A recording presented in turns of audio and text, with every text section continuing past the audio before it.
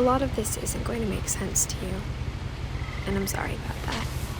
I'm just going to start at the beginning, with the house.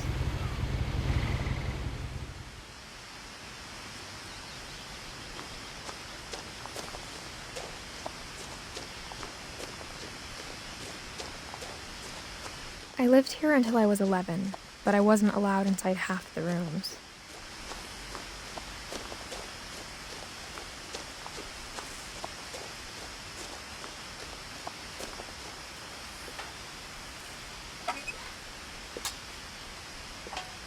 Inside the mailbox were bills from 7 years ago, marked urgent, open immediately.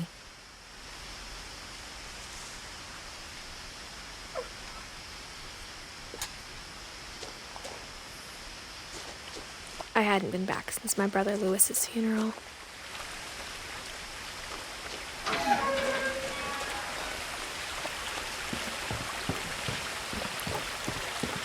In her will, my mother left me a key, but didn't tell me what it unlocked. Maybe she thought I'd know, or she thought that the mystery would be enough to bring me back.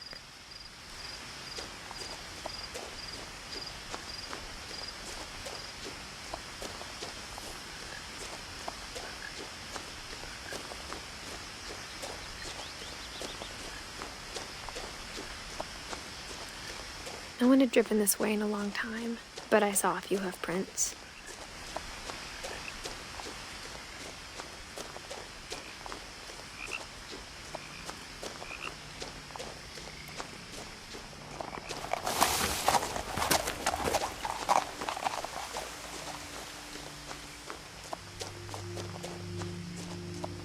The truth is, even after I inherited the house, I never thought I'd come back to it. But now I had questions about my family that only the house knew the answers to.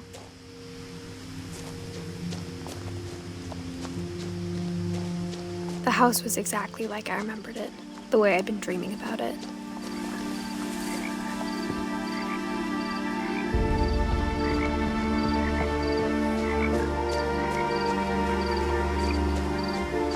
As a child, the house made me uncomfortable in a way I couldn't put into words. Now, as a 17-year-old, I knew exactly what those words were. I was afraid of the house.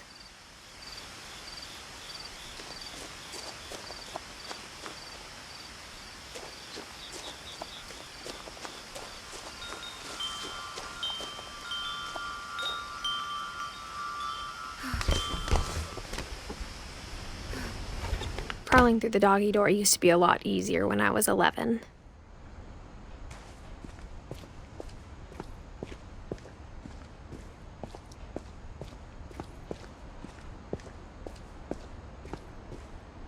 The power had been turned off the night we left. For the first time in years, I felt like I was home.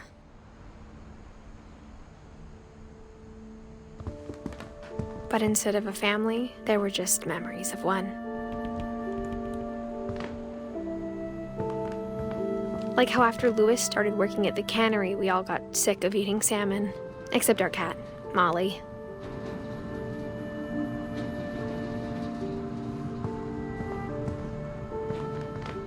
Nothing in the house looked abnormal. There was just too much of it, like a smile with too many teeth.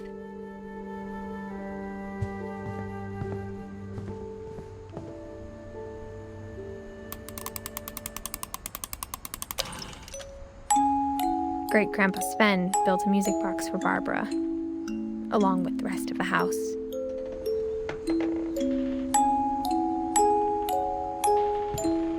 Mom always told me to stay out of the basement, so I wasn't too surprised when the key didn't fit.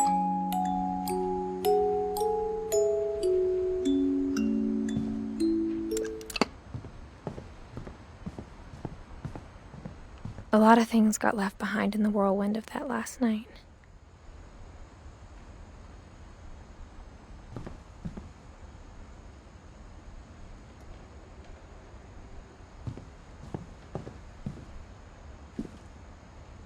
After Milton disappeared, Mom sealed up all the bedrooms. Then Edie retaliated and drilled peepholes.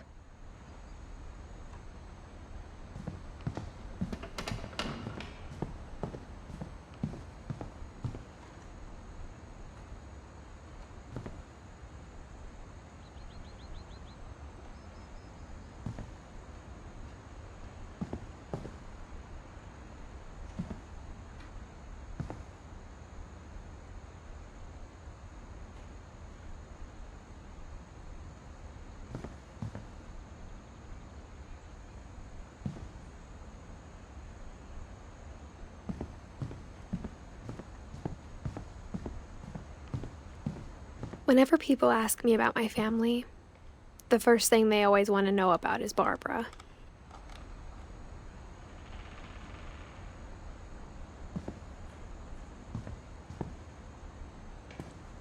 Mom must have locked the third floor stairs on the night we left.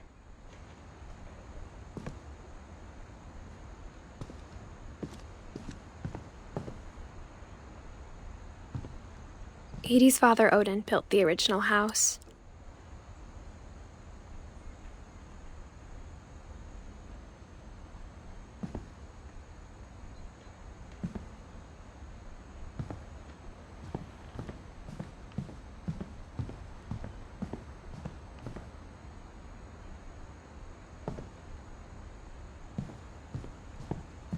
I spent a lot of time playing in Great Uncle Walter's room.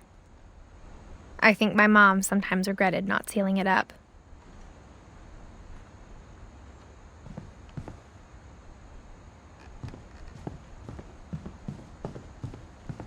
Lewis told me there were secret passages, but I never believed him.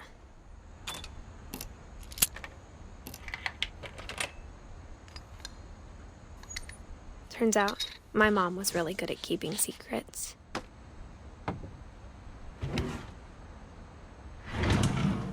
Now it was time to find out what my mom had been afraid of.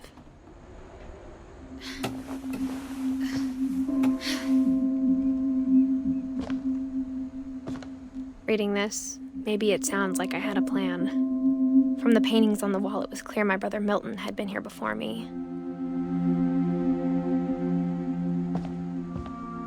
But I had no idea what was behind that door.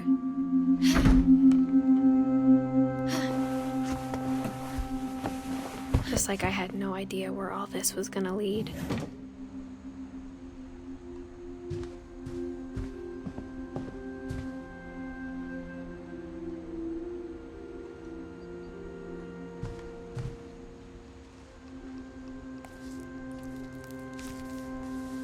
December 13th, 1947. Dear Diary, I'll be gone soon, but I wanted to tell somebody about what's gonna happen. It started when Mom sent me to bed without dinner. I woke up and I was starving, so I looked around for something to eat. The gerbil food was dry, but I didn't mind it.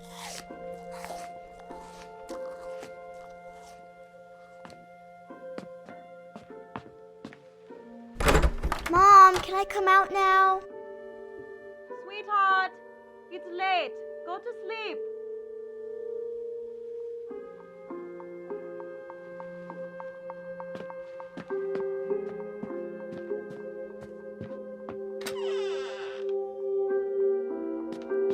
I kept eating and eating.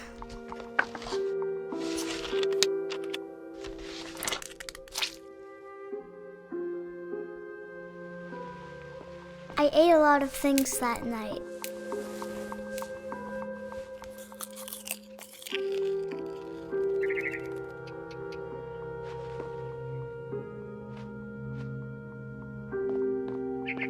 Then I heard chirping outside my window. It was a barn swallow going back to her nest. I reached out for her.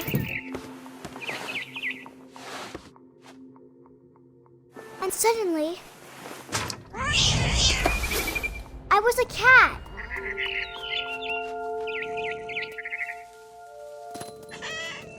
I tried to be quiet, but the bird was really scared.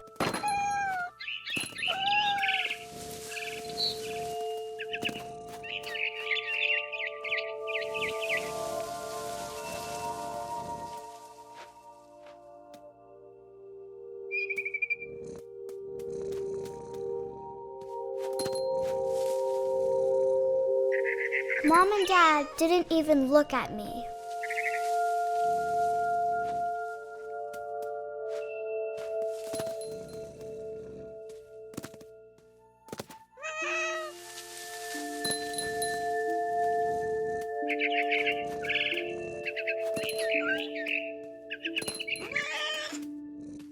I jumped and I almost got her.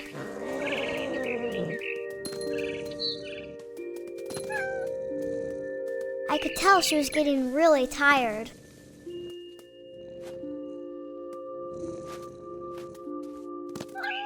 Now I was up in the big tree. I promised Dad I wouldn't climb it anymore. All I cared about was eating that mama bird. I gobbled her up. And suddenly, I was an owl. First, all I heard was the wind. Then I heard little teeth nibbling in the grass.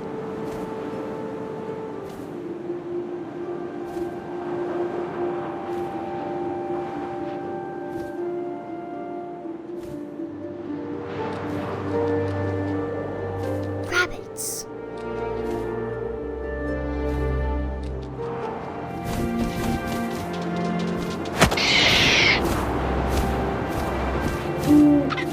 I imagined his face looking up and seeing mine through my talons. I swallowed him up, and I didn't chew one bit. Then I flew off to find something bigger.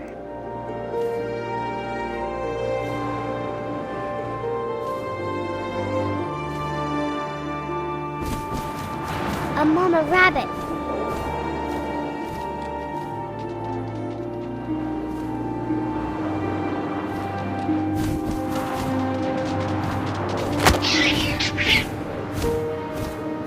She was almost too big to carry. I started choking, but I couldn't stop eating.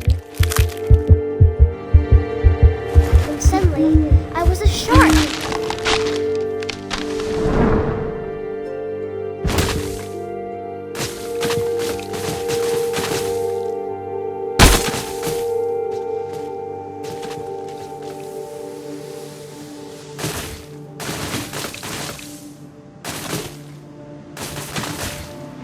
I rolled off a cliff and into the ocean. Now, I was hungrier than ever.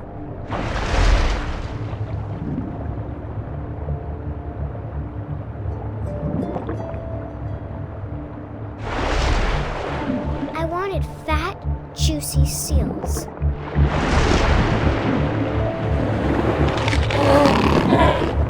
I tore off her flipper, and it tasted really good.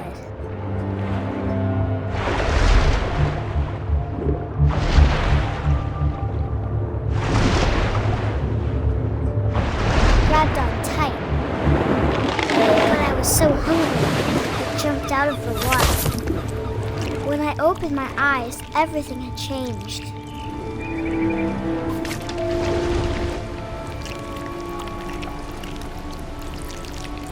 Now I was a monster, and I smelled people everywhere.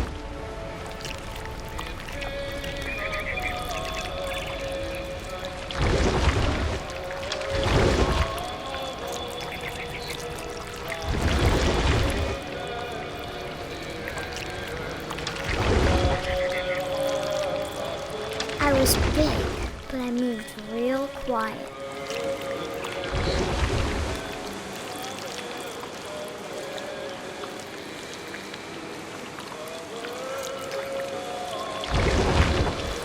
I wanted to stop, but also I didn't.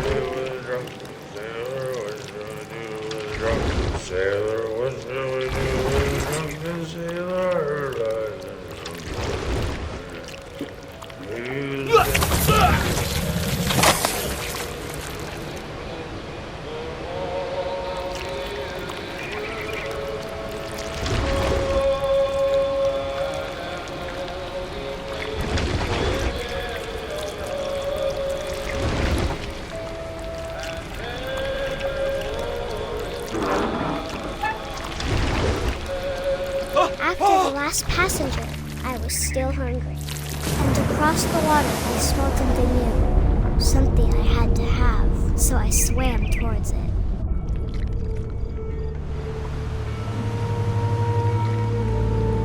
I slithered onto the sand, and the good smell went into an old pipe.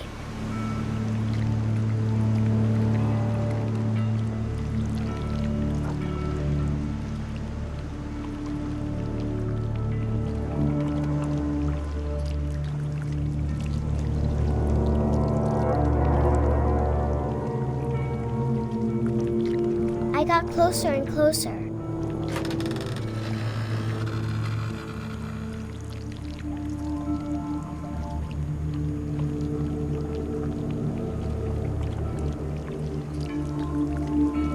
All of my stomach started growling. And suddenly, I was me again. I held my breath for a long time, but I couldn't hear anything. I think it's waiting for me to fall asleep. But it's not going to wait much longer. It needs to feed, and we both know I will be delicious.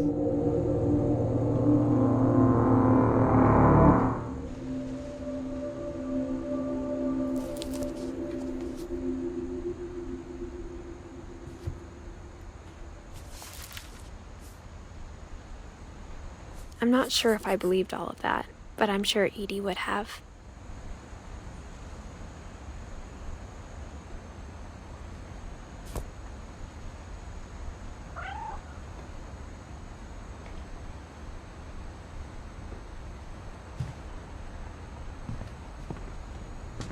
I grew up looking at Molly's room through the peephole. Molly's gerbil had a tiny bedroom with its own even tinier gerbil cage.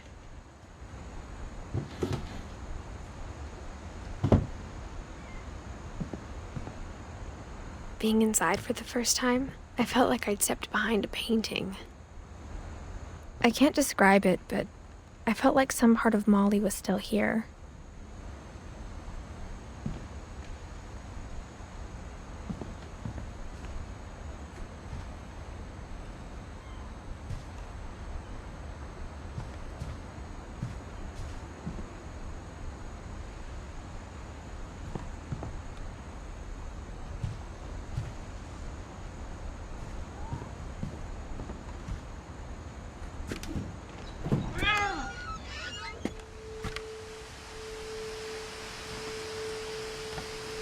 This will be obvious later, but my mom never told me any of these stories.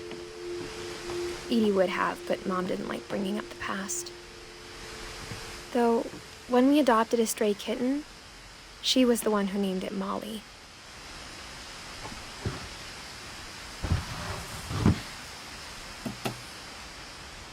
I spent a lot of time in Great-Grandma Edie's room.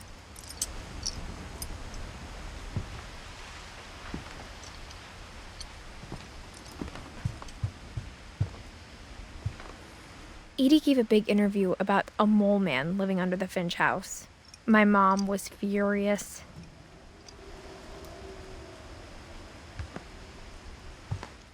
I hadn't thought of myself as Edith Jr. for a long, long time.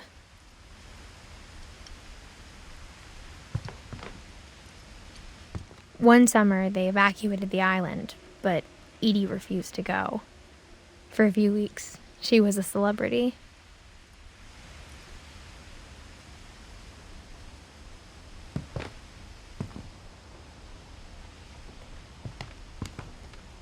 When Edie told people Sven was killed by a dragon, she could also have said he was building a dragon-shaped slide that collapsed. She could have, but she didn't.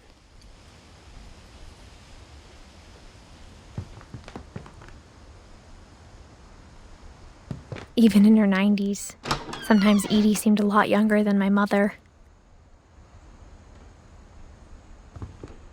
The only trace Grandpa Sam's first wife, Kay, left on the house was the pink bathroom. It was a pretty big trace.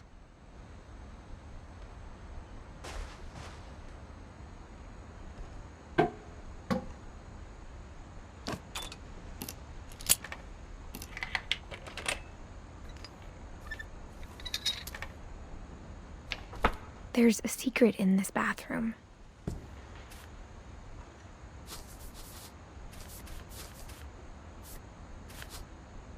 It's in the last place you would look.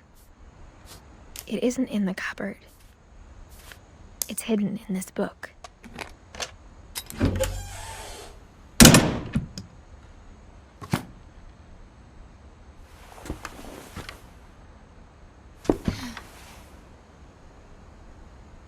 Sven gave Sam an old camera he'd refurbished. He never put it down.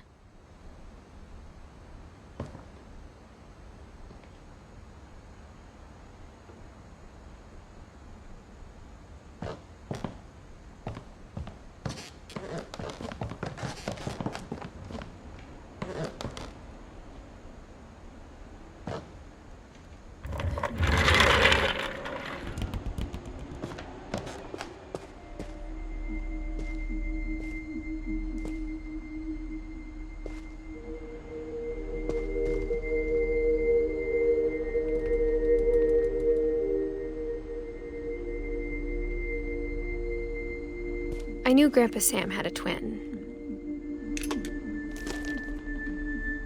and that he never talked about him.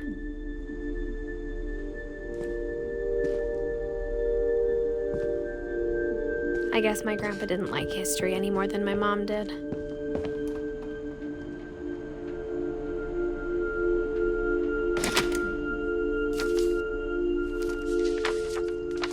How I Want to Remember My Brother by Sam Finch. The thing I remember is that when he made up his mind, that was it. My brother said he'd die before he ate another mushroom, and he did. At Barbara's funeral, we swore we'd never be afraid again, and he wasn't.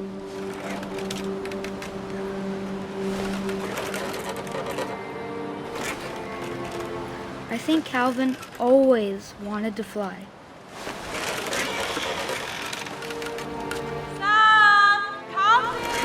Dinner's ready! Coming! But that day, he finally made up his mind to do it. I told him going around was impossible. Maybe if I hadn't said that,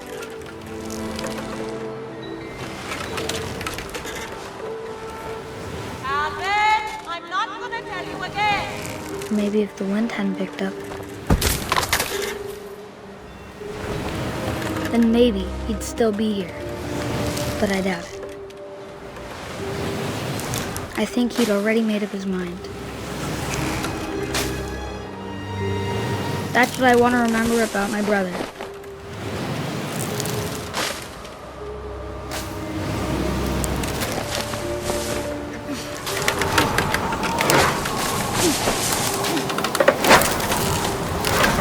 The day he made up his mind to fly.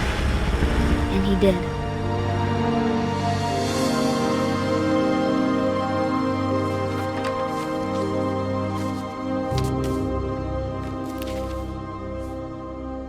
Calvin's story felt strangely familiar. When I was younger, I remember trying to do the exact same thing.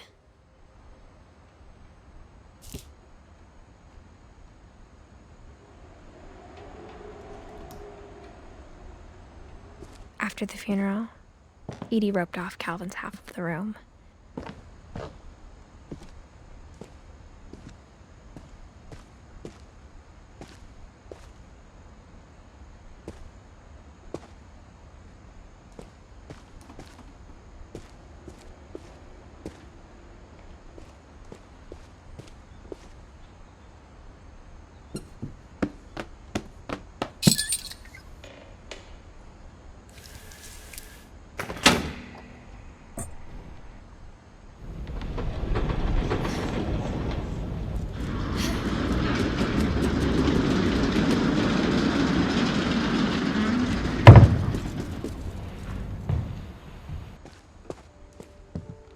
The passages were a pretty tight fit. They'd obviously been built for smaller hands and bellies.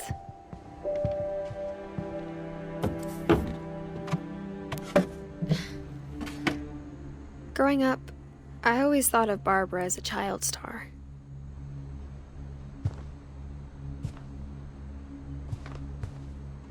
I never thought about how hard it must have been for her afterwards.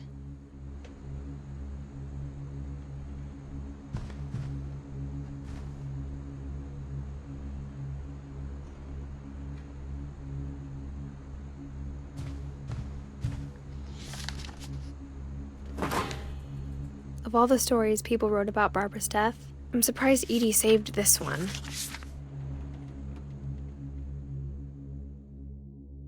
Old Jack here with another ghastly tale inspired by America's most unfortunate family. I'm calling it The Surprise Ending of Barbara Finch. As a child star, Barbara was famous for her scream. Now at 16, she was all washed up. A has-been.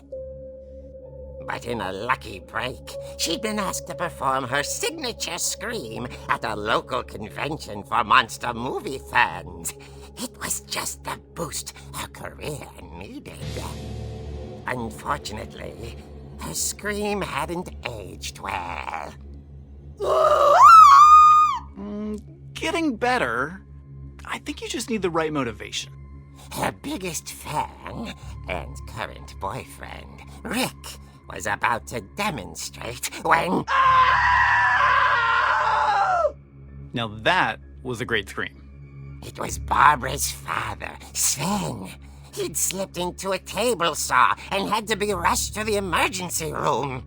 So Barbara got stuck babysitting her youngest brother, Walter. Her convention comeback was cancelled. Okay, I'm hearing frustration, but I'm not hearing terror. What if I tried... A gang of hoodlums in Halloween masks have been terrorizing Orcas Island tonight. Police are urging residents to... That came from the basement. You're right! Also, I loved your delivery on that. Why is your basement door locked? Because my dad likes making puzzles and secret passages. There's a key hidden in the music box. The secret is to keep winding and winding until finally the key pops out. Thanks, babe. I'll be back in a sec. 20 minutes later, Rick hadn't returned. So Barbara went to look for him, right on cue. She reached for the music box. And as she wound the key, she listened for Rick, but the house was silent.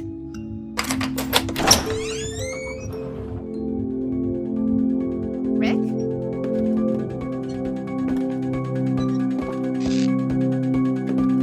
She found Rick's crutch and imagined the worst.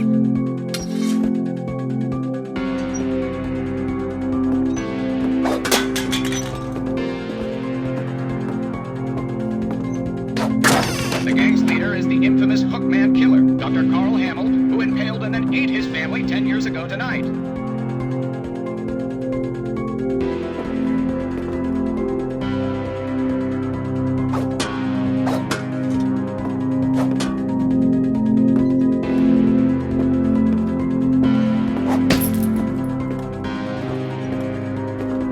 The old fridge rattled and grew still. Oh dear! Oh! Rick? Barb, relax. I was just trying to scare you to help you find your scream. Well, I'm not scared, Rick. I'm furious. Then act furious. All I'm getting from you now is that you're hurt and confused and She threw him out, but she kept a little something to remember him by. Barb, have you seen my other crutch?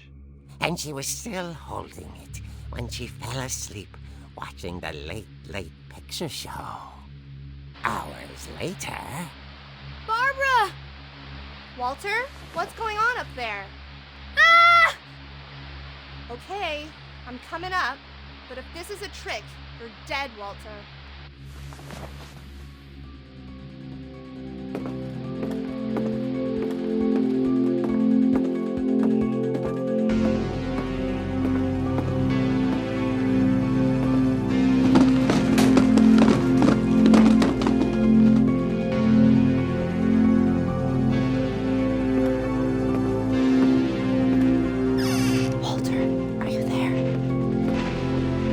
laboratory vanished, but his bedside radio was still on. Orcas Island police describe the man as 6 feet tall, with a steel hook for a hand. Residents are urged to lock all doors and windows and notify the police of any suspicious activity.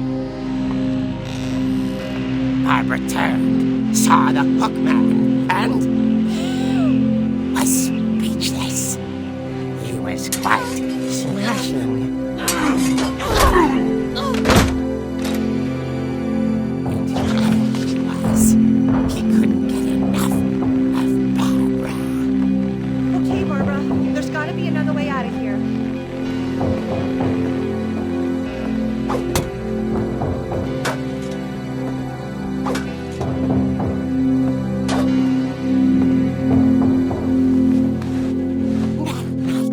She played her part beautifully.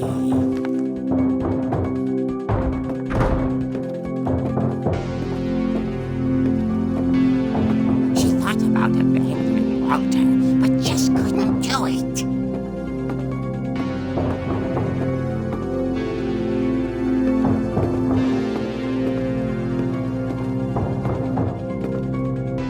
Molly's door hadn't opened in years. The hinges groaned.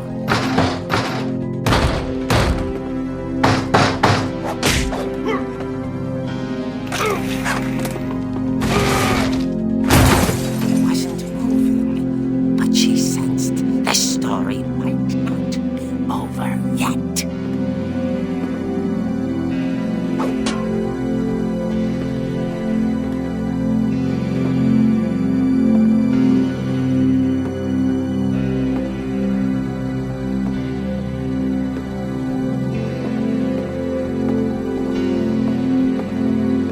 The hookman had vanished. She listened for his breathing, but all she heard was...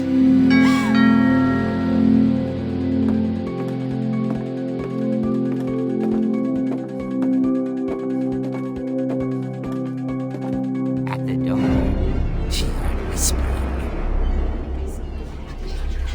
It was coming from inside the house.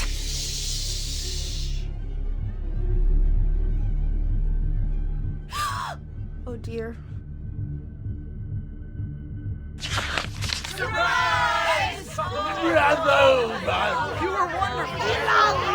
The monsters had come to surprise her. For Barbara, it was a dream come true. Then she saw what kind of monsters they were, and she realized what was about to happen. She was going to be famous. And with her final breath, Barbara Finch gave the performance of her life.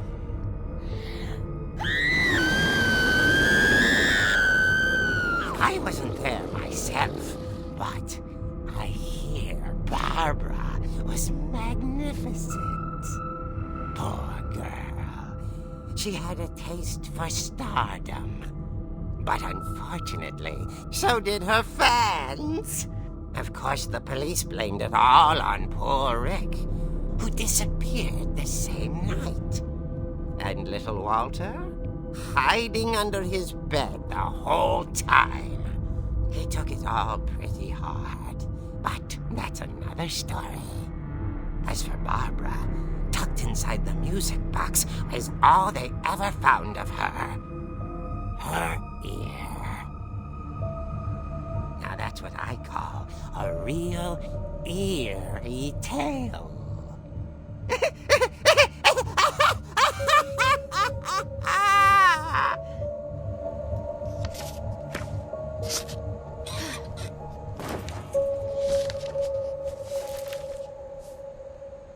Edie told me all Barbara wanted was to be remembered, as absurd as that comic was. Maybe what Edie saw was a happy ending.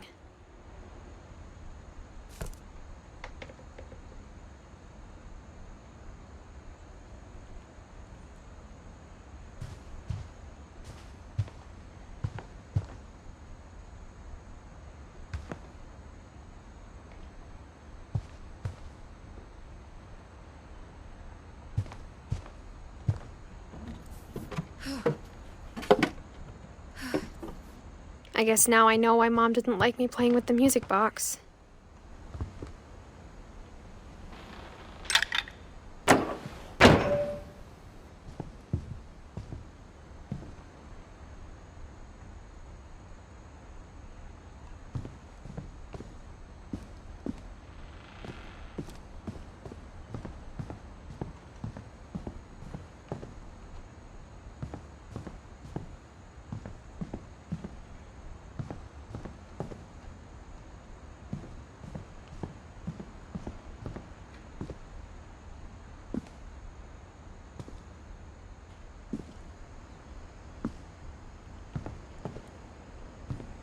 My mom wasn't much of an optimist, but she never stopped believing that my brother Milton was alive.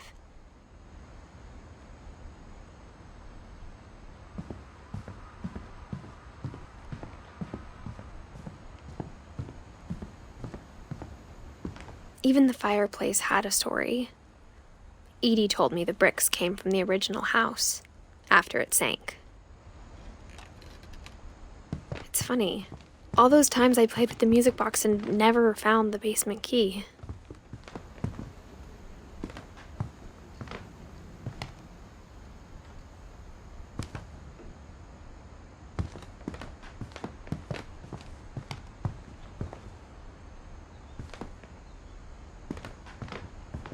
The table was still a wreck from the night we left.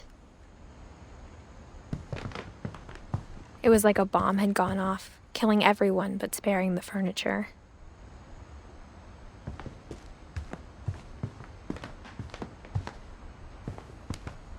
My mom was the only one of us who could imagine Great-Grandma Edie living in a nursing home.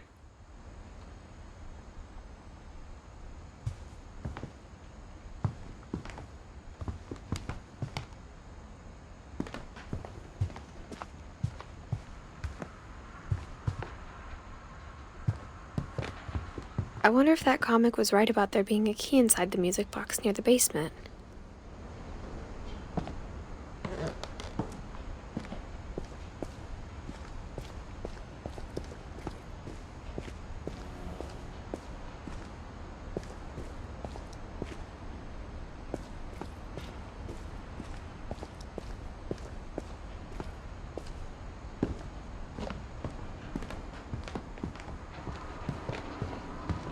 Maybe I should go check out that music box down by the basement.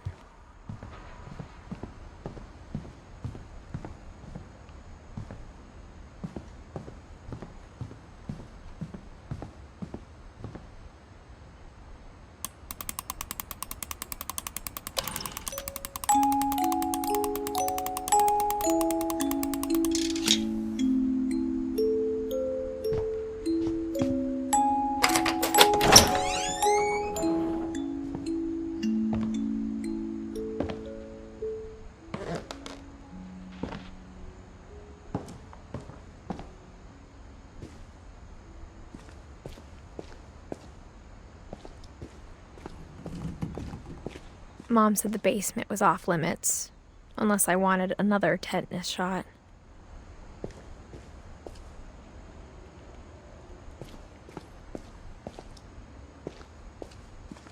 I saw Edie sneak down to the basement once, carrying packages.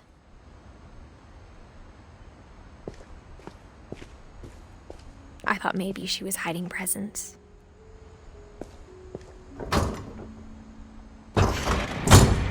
It turned out she was hiding a lot more than that.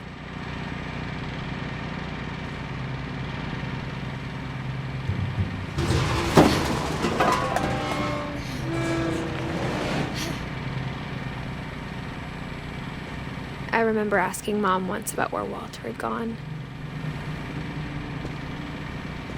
She said after Barbara died, he got as far away as he could. If there's a pattern in all these stories,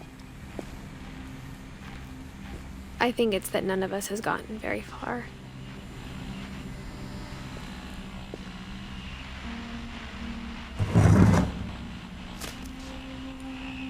Goodbye, everyone. I can't believe I've been down here for 30 years. On On that first day, after the shaking started, I didn't think I'd survive a week.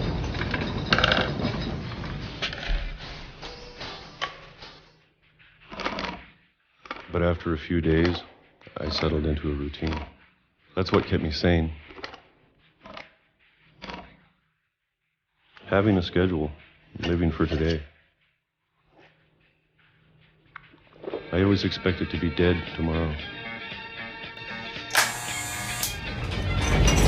But if you wait long enough, you get used to anything.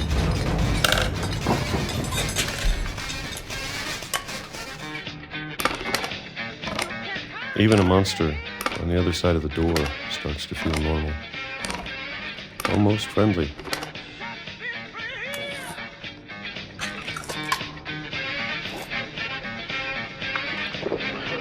And then one day, everything just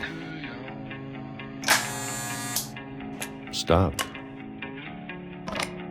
Whatever that thing was, it was gone. Maybe it got tired of waiting. Or maybe I just got tired of being afraid.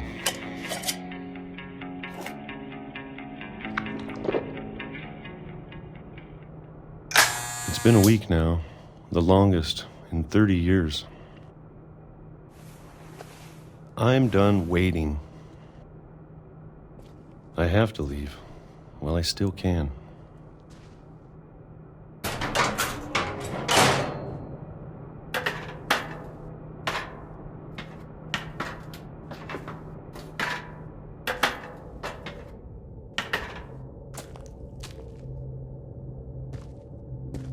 I know it's out there, somewhere. Whatever killed Barbara and Molly and Calvin. Maybe this is all a mistake. But I need to stop living the same day, even if it kills me.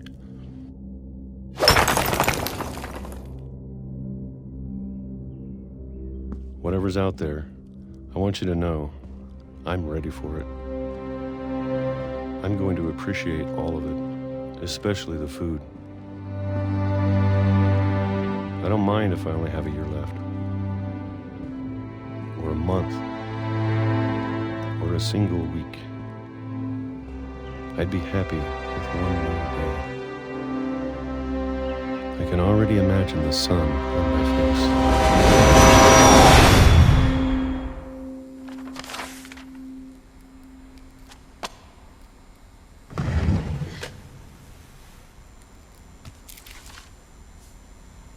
Walter died when I was 6. I can't believe my mom never told me he was down here.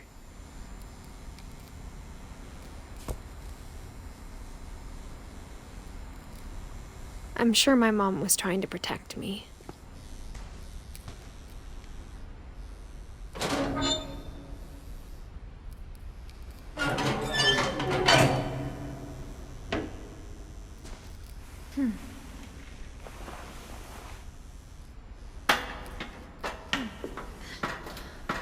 Maybe she was afraid I'd end up like Walter. But if she never told me about an uncle under the house, I can only imagine what else she was hiding. I don't want to make the same mistakes she made. Trying to bury something that's still alive.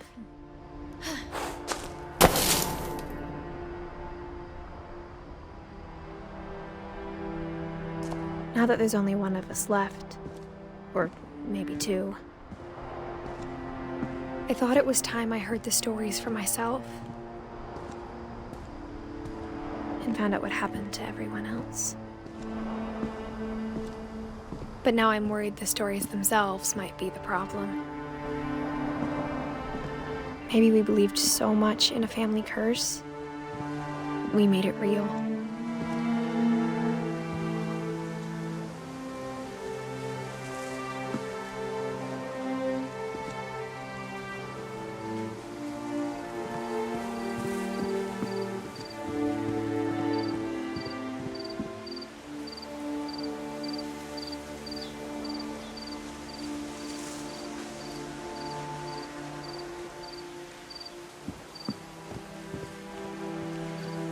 I don't know if I should even be writing this.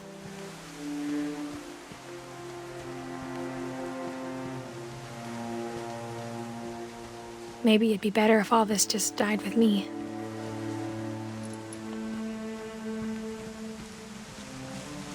But I thought you should know about your family.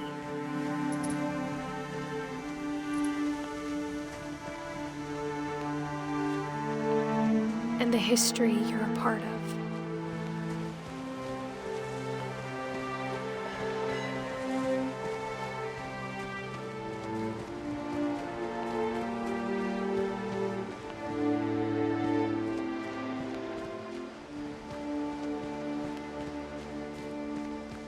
Though to be honest, I feel as lost as you probably do right now.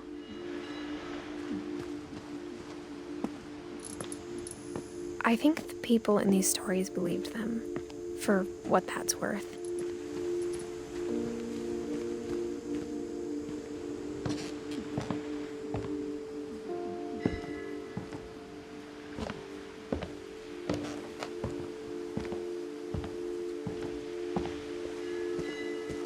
And when you look at the house, that history of imagination and stubbornness and madness, any of it seems possible.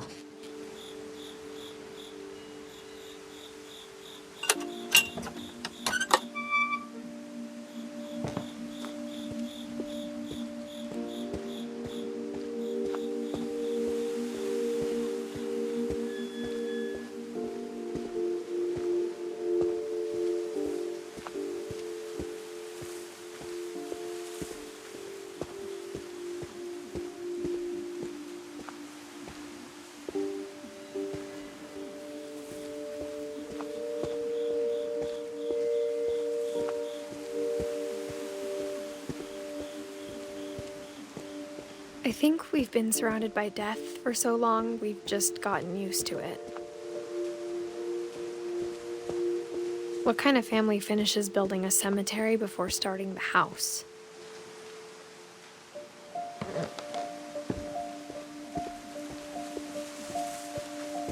It's embarrassing for me to admit this, but the pet cemetery made me more uncomfortable than the human one. 3 of the gerbils were mine, and 2 had been my fault.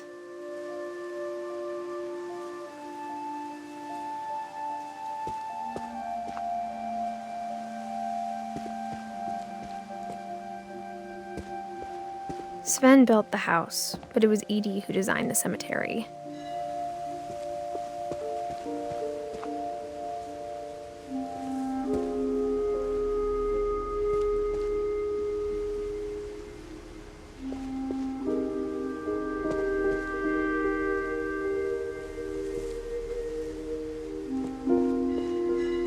I'm sure Odin's monument had been Edie's idea.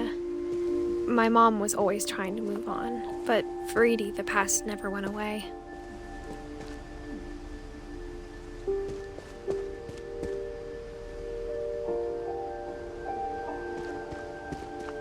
She could see it poking out of the water at low tide.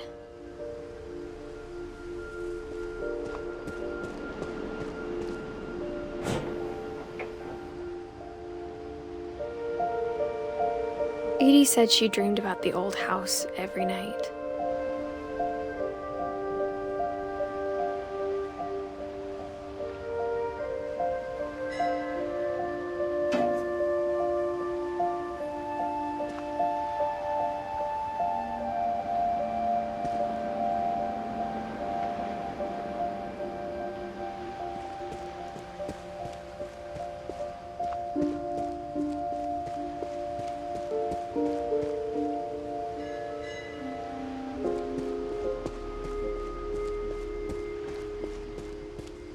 Edie's side was always easier for me to understand. But the older I get, the more I can see where my mom was coming from. Her dad had been pretty strict, but it wasn't enough to save her brothers. She was just trying to do better.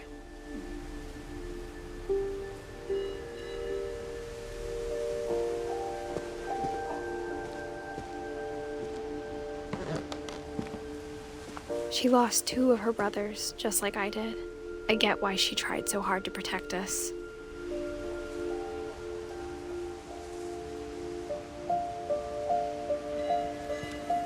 We never found Milton's body, so my mom insisted we were putting up a monument, not a tombstone.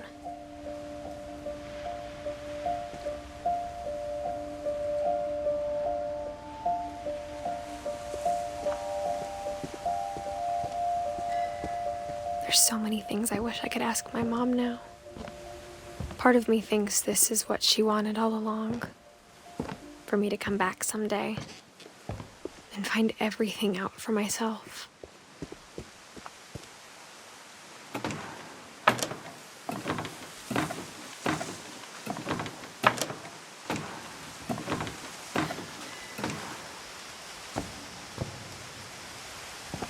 But looking back on it now,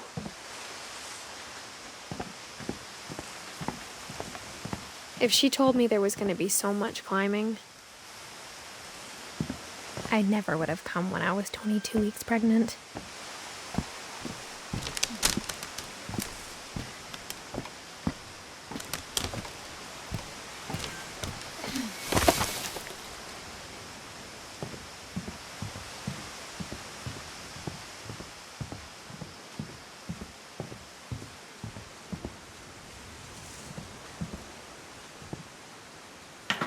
I never met Grandpa Sam, but I think he and my mom had a lot in common.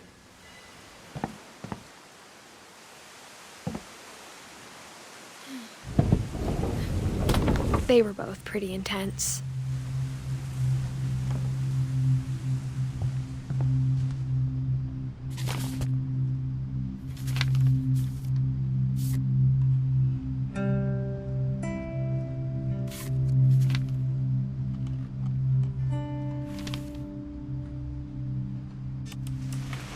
Dawn, I promise, you'll never forget this weekend. Yes, sir. These memories are gonna last a lifetime. Perfect. Am I gonna have to shoot anything? It's gonna rain the whole weekend, isn't it? We'll never forget this weekend, Dad. That's the spirit. Okay, got it. I'm gonna take some pictures, okay? Just be careful. That camera's older than you are.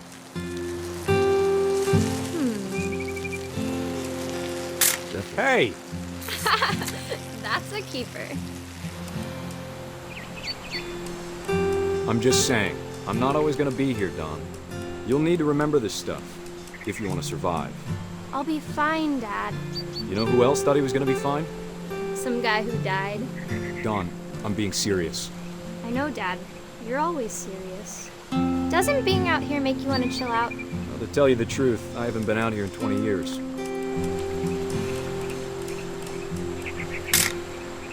Dawn, don't you think you could find something more interesting to photograph?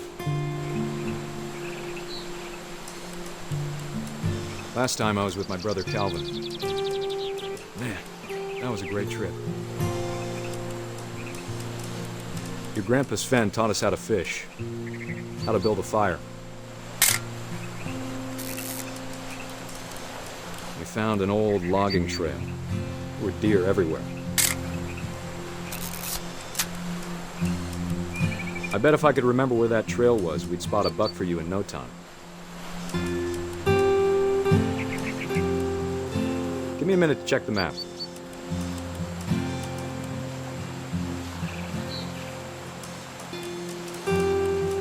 Dad! Good eyes, Dawn.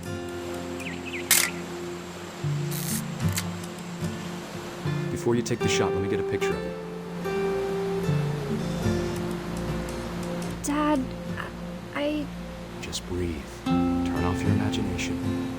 Focus on your target.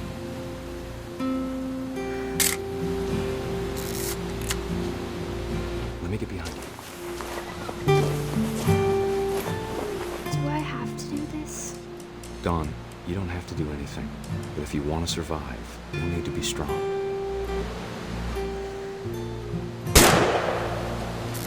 Great shot, Dawn!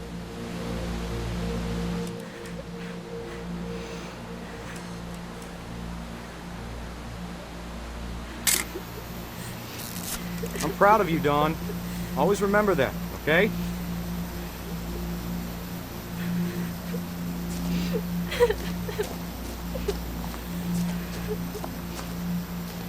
Sorry, Dawn, just gotta reset the timer.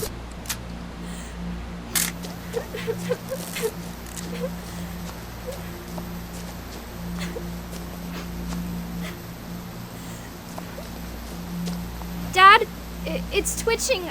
I think That's it's totally normal, Dawn. Just focus on the camera. Try not to think about— Dad!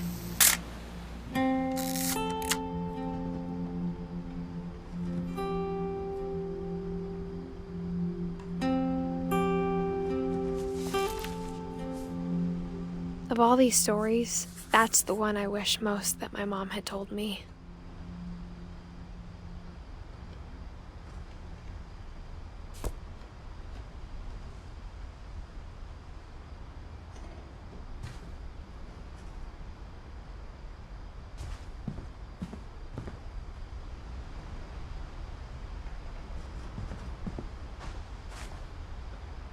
Instead of hiding from death, Sam seemed to go out of his way to meet it.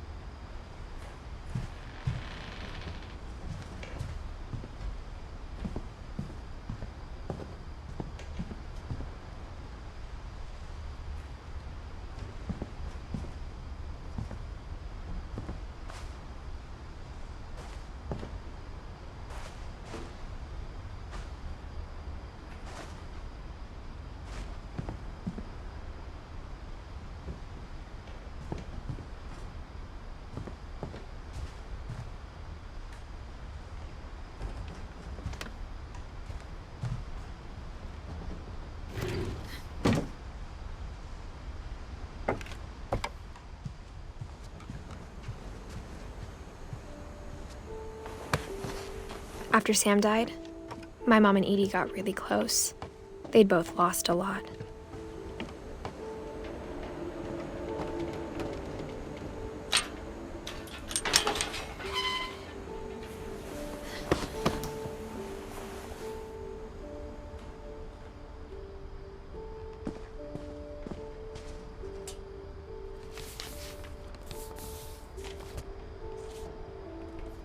Dear Kay, do you remember the way Gregory used to laugh when he thought he was alone? Like something funny was happening, but only he could see it.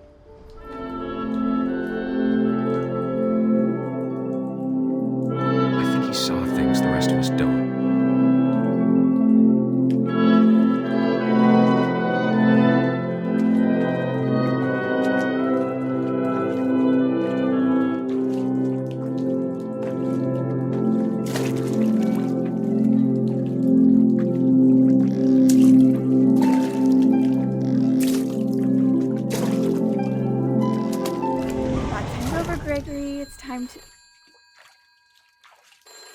Hold on, sweetie. Hello? Sam, I told you I don't want to talk right now. I wonder what he saw.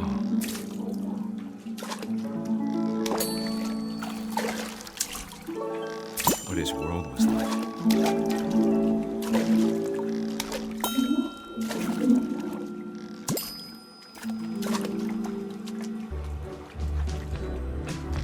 Reminded me so much of Calvin. Lost in his imagination.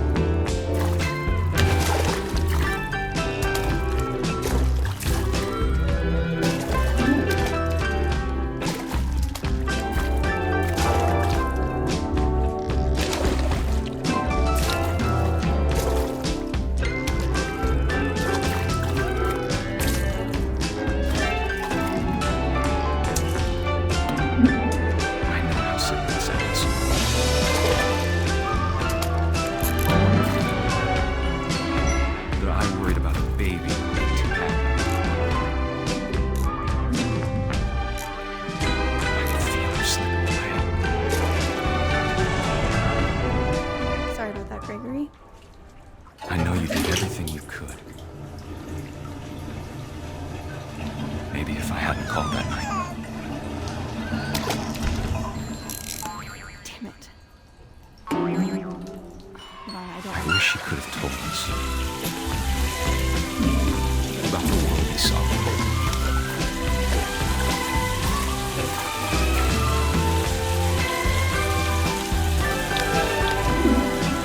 There's so much I don't understand about Gregory, about everything.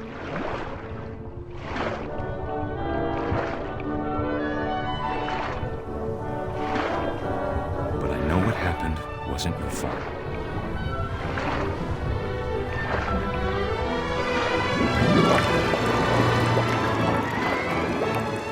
I'm sure he's happy. And he'd want you to be happy too. Good luck, Kay. Love, Sam.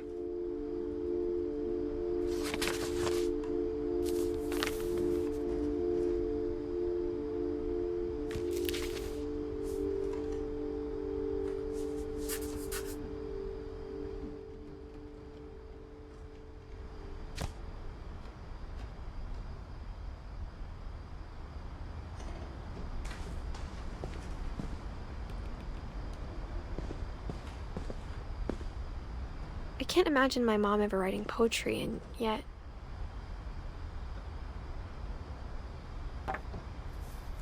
A poem for Gus, who always said the wedding was a bad idea. Our father never hit us kids, at least not very hard, before the day my brother said with teenage disregard that he'd be dead before he'd see a wedding in our yard.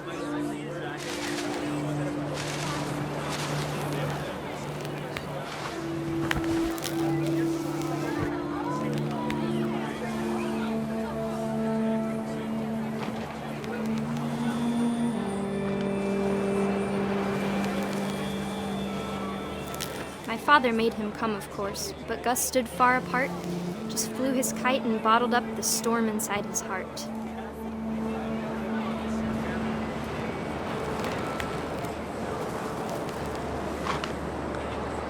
I tried to talk him out of it, but though he'd never met her, we don't need a stepmom were the words that I now remember. pronounce you husband and wife. You may kiss the bride.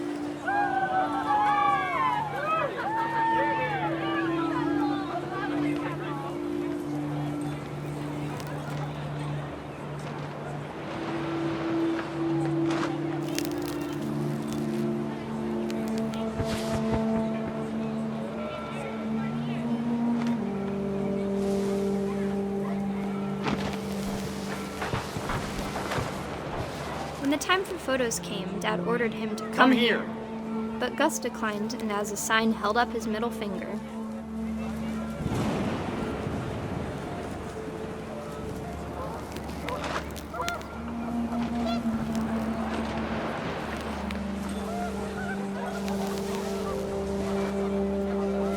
The wind picked up and panicked geese appeared and quickly went. But all the humans did that day was go inside the tent.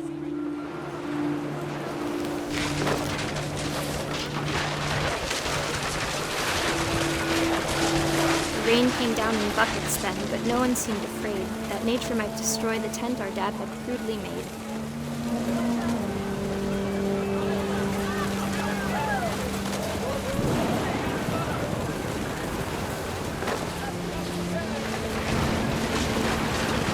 The thunder sounded much too close and full of angry power, but all my father said to this was, "Make the music louder."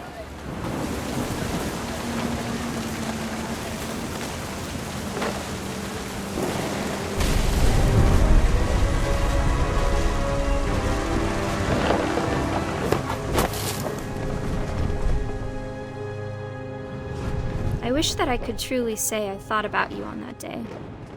Out there on the beach alone, just you, the wind, the sea, and foam. But I didn't, until we found you.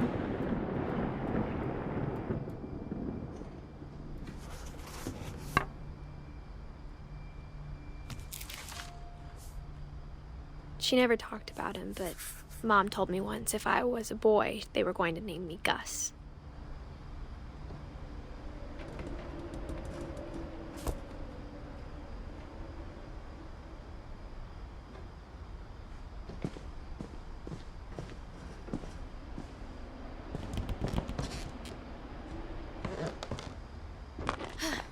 My mom moved up to the loft after her brothers died. At the time, it was as far away as she could get.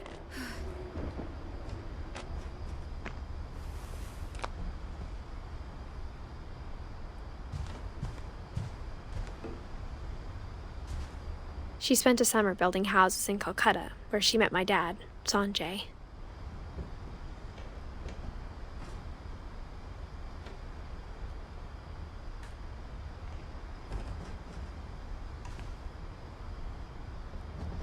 My mom moved to India a week after graduation and got a job teaching English. Louis was born a year later.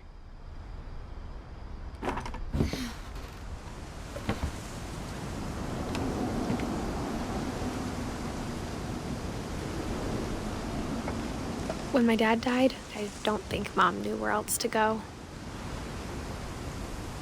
I'm sure Edie was happy to have her back.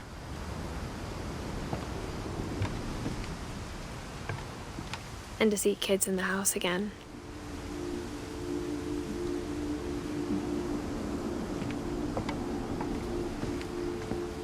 The house had to get a little bigger, but Edie was used to that.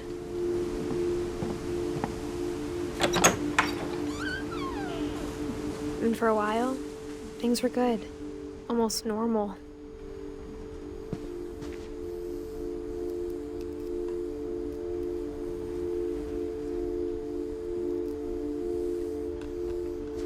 But it didn't last.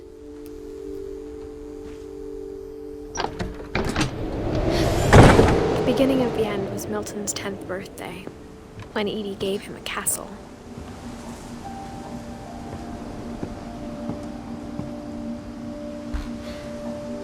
After Milton disappeared, the only thing he left behind was a room full of paintings.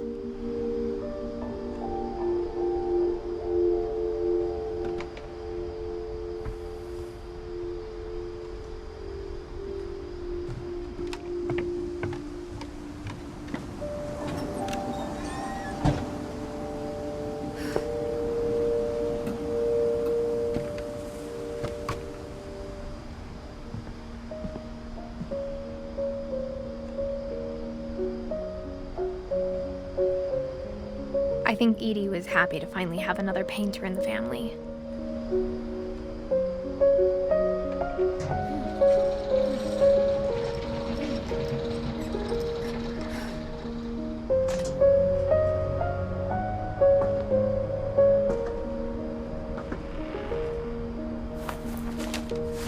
Milton Finch in The Magic Paintbrush.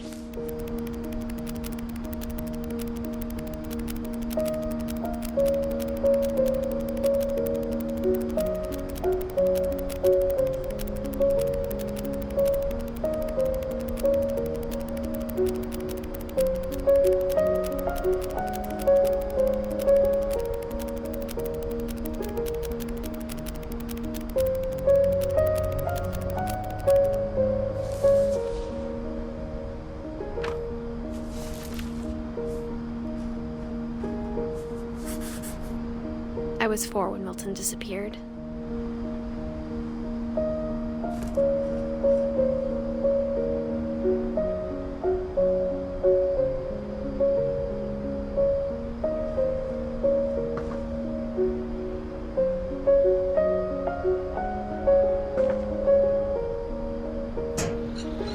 Mom spent months searching for my brother.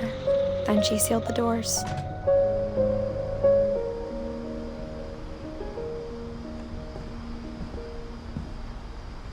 Whatever Milton had found in the house, Mom didn't want it getting out.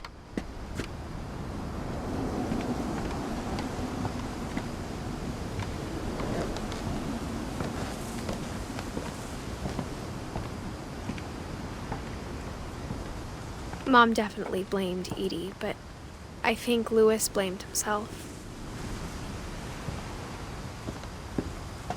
After he graduated, he just spent more and more time in his room. Until Mom got him a job at the cannery.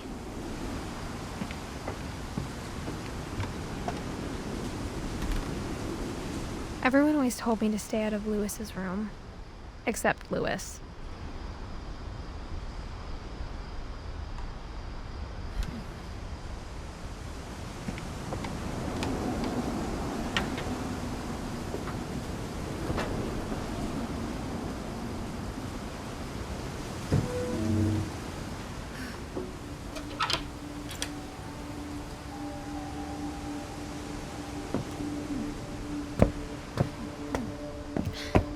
Lewis's room smelled very, very familiar. That part of him lived on.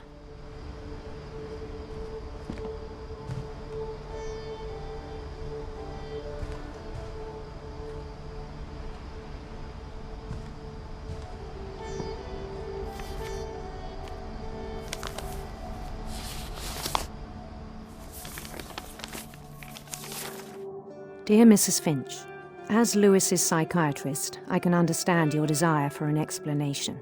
As I see it, the trouble began in January, shortly after we convinced your son to seek treatment for substance abuse. Newly sober, I believe Lewis first noticed the monotony of his daily life.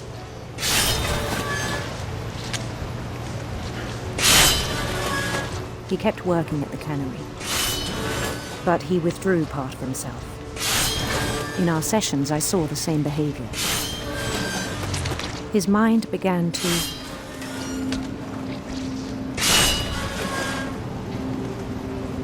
wander. I asked him to describe it. He said he started small, imagining a labyrinth. He'd feel his way about. Then something moved. Bats and toads.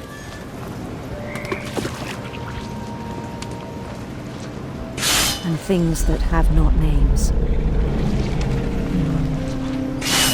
He knew it was all in his head.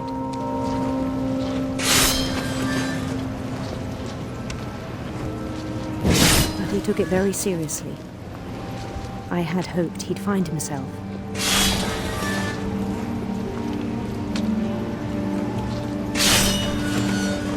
But he found something more. I worried about him then. Daydreaming at the cannery. I spoke with his boss. But he said Lewis had become a model employee. Methodical, tireless, focused. Like a whole new Lewis. So I let him go on.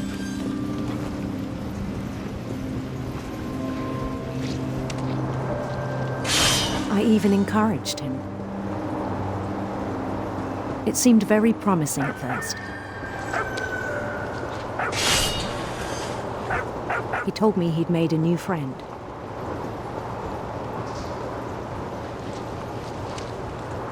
On the edge of a city he named Lewis Topia. He built the city up slowly, brick by brick.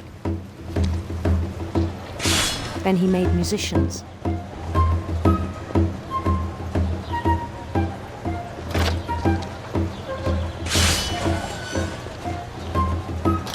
And songs for them to play.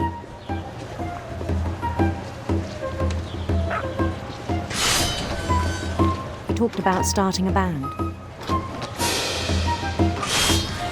And he was always humming something. Every day his imagination grew stronger.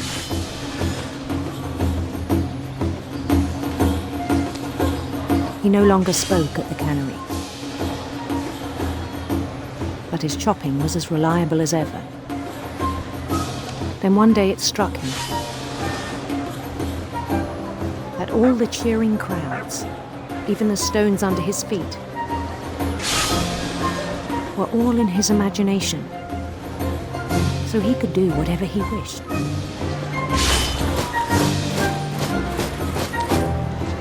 He held an election for mayor, and he won.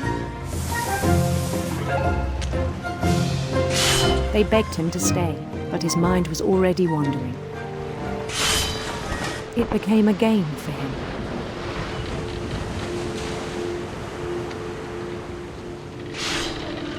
He'd conquer a city, then immediately push on. New Louisville.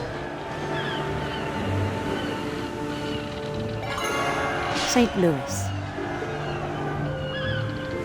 He started drifting away from our reality.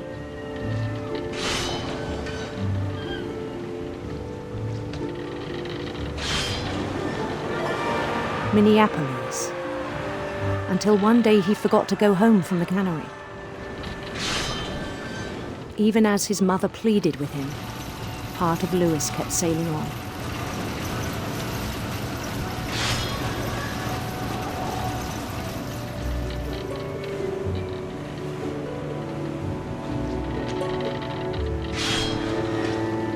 In Lewisburg, he heard rumors of a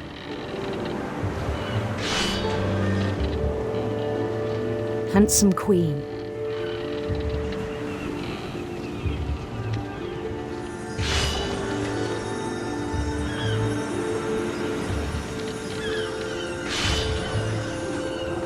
The queen was on her own quest for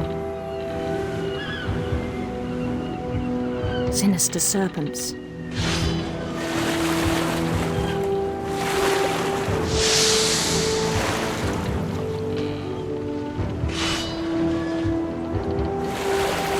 He followed the sound of her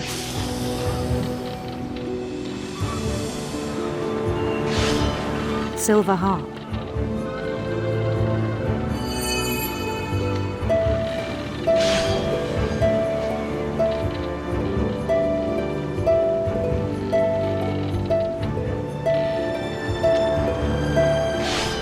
His chase led him to a golden palace east of the sun and west of the moon.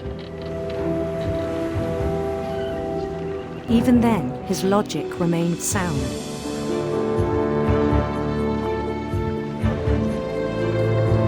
He knew the world was all in his imagination.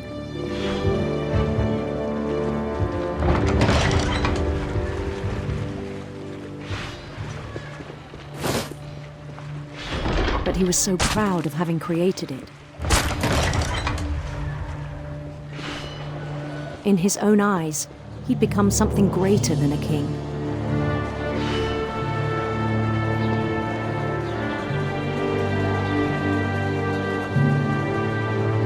For someone who'd never known success in the real world, I think it was overwhelming.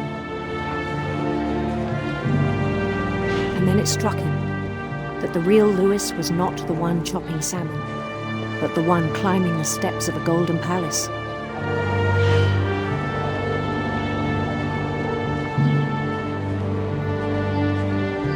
My imagination is as real as my body, he told me.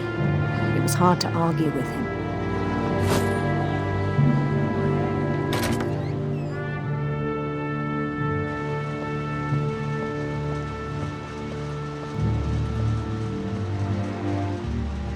He began to forget the world we know.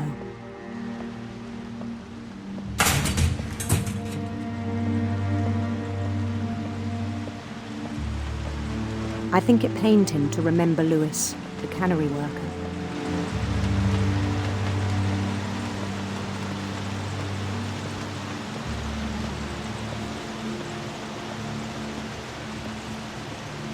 He began to despise the man with a royal contempt.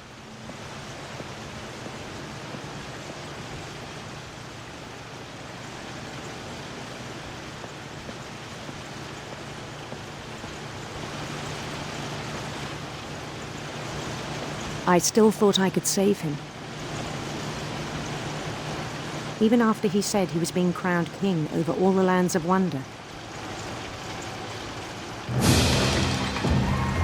The palace would be packed with his companions.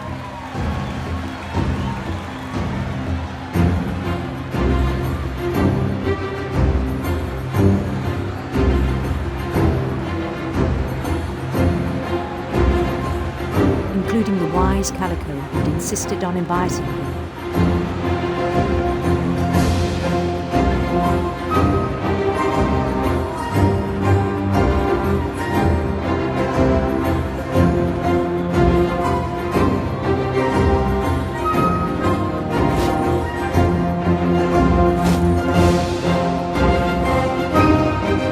His queen waited, holding his crown.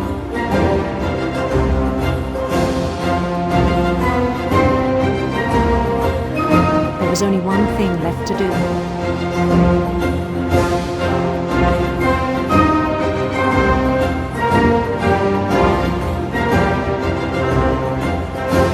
Bend down his head.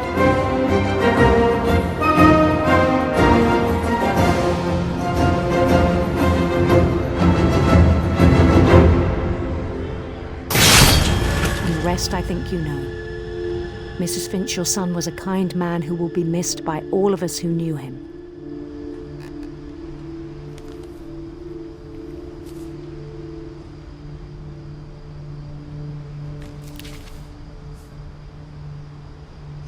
My brother was really cool. I wish you could have met him.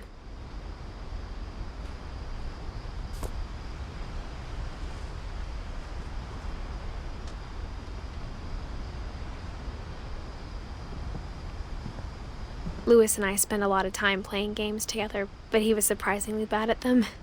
He died a lot.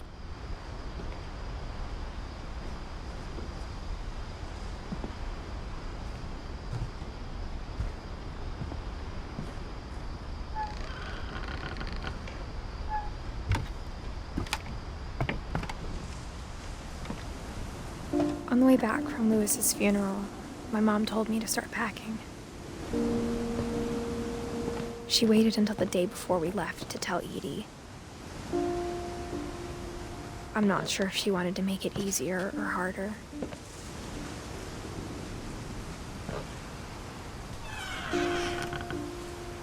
I wish we'd stayed.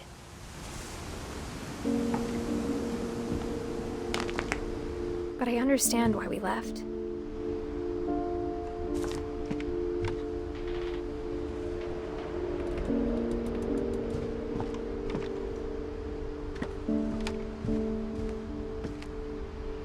My mom ended up leaving everything behind.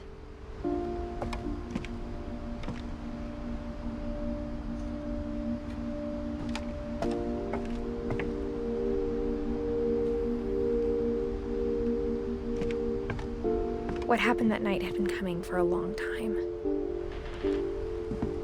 Maybe it should have come sooner.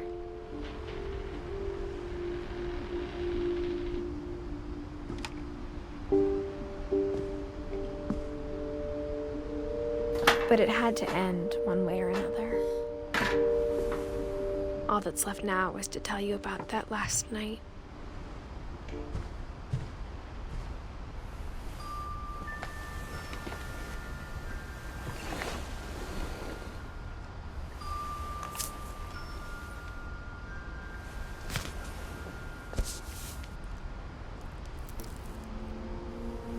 That whole last day, Edie just watched us pack and didn't say a word. Until supper, when she raised her glass and said, "To our final night together, and all our final nights apart." Grandma, you know what I said about alcohol. Some of your medications are very Edith, specific. I left a present for you in the hallway. Why don't you go open it? The grown-ups have to argue now. I'm sorry, you're right. We're all leaving tomorrow. Let's just enjoy our last... I'm not leaving. Edith, you're excused.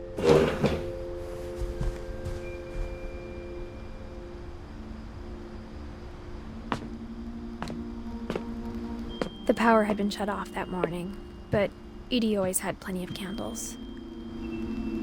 When my mom sealed the library, I don't think she knew about the other entrance. Or that Edie had a key to it.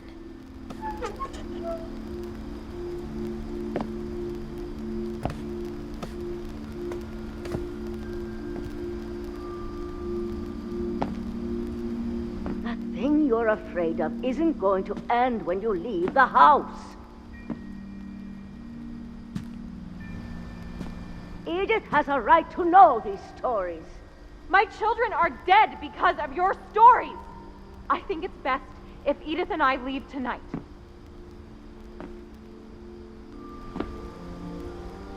We'll have the nursing home send a van for you in the morning, okay?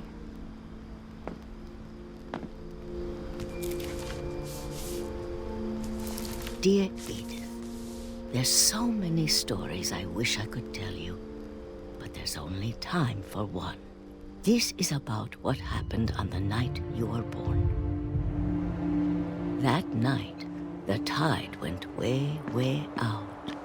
It was the first and last time I ever saw the old house aground. There'd been an earthquake out in the middle of the ocean. They called it the lowest tide in 1,000 years. God, it smelled awful. You know, I've seen that house every day of my life.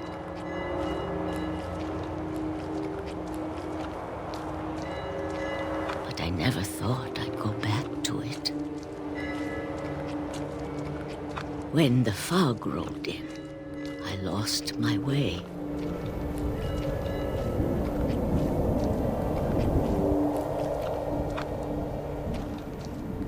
I got turned around.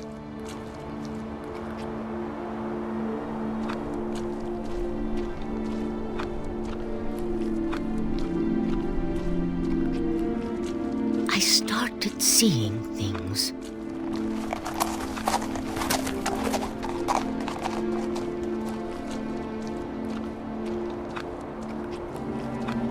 Things I'd forgotten had ever existed.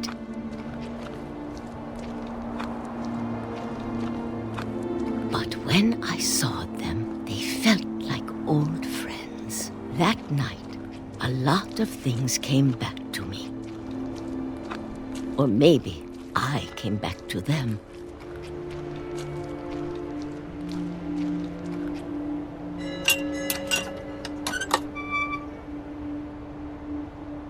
Things I can't explain, but that I need you to try and... Edith, what are you doing in here? It's mine. Edith! Mom, you're gonna rip it! Let go! I kicked and screamed, but Mom dragged me to the car. I never saw Great-Grandma Edie again. The next morning, the van came to pick her up, but she was already gone. After that, we moved around a lot.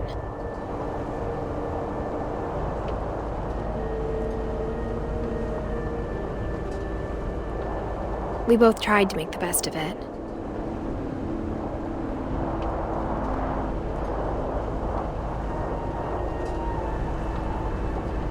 A few years went by.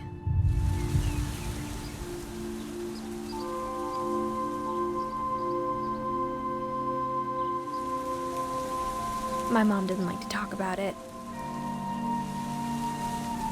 but she started getting sick a lot. The rest happened pretty quickly.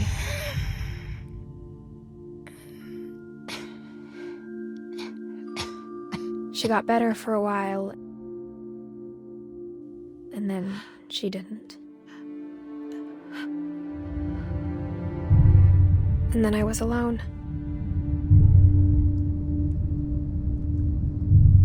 The last Finch left alive.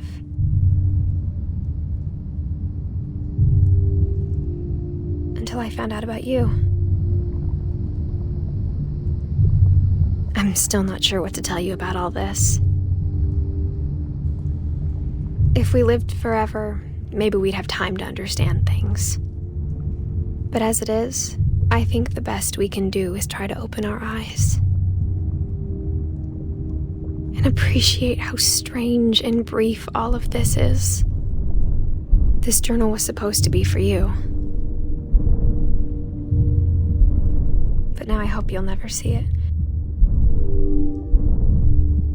I just want to meet you and tell you all these stories myself. But I guess if you're reading this now, things didn't work out that way.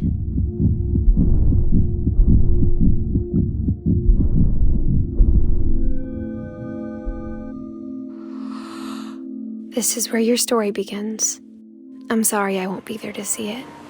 It's a lot to ask, but I don't want you to be sad that I'm gone. I want you to be amazed that any of us ever had a chance to be here at all. Good luck.